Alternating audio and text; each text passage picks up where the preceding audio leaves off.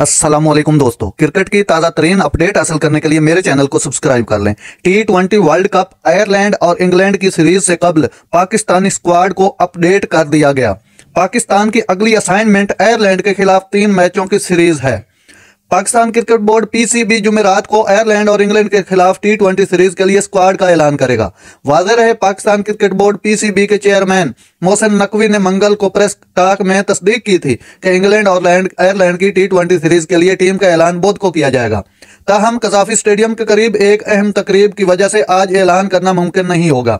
ज़राए के मुताबिक कंधे की इंजरी से सेहतयाब होने वाले हारिस रऊफ की टीम में वापसी का इम्कान है। टॉप ऑर्डर बल्लेबाज उस्मान खान को भी आने वाले मैचों में मजीद मौके मिलने का इम्कान है। ज़राए ने बताया कि विकेट कीपर बल्लेबाज मोहम्मद रिजवान, जो हाल ही में खत्म होने वाली न्यूजीलैंड T20 सीरीज के दौरान हैमस्ट्रिंग इंजरी का शिकार हुए थे, वो अभी पहले से बेहतर महसूस कर रहे हैं और वो इंग्लैंड और आयरलैंड के खिलाफ सीरीज के लिए स्क्वाड का हिस्सा बन सकते हैं। वर्ल्ड कप 2024 के लिए स्क्वाड का ऐलान T20 दरिसनाक इख्तिताम के बाद किया जाएगा।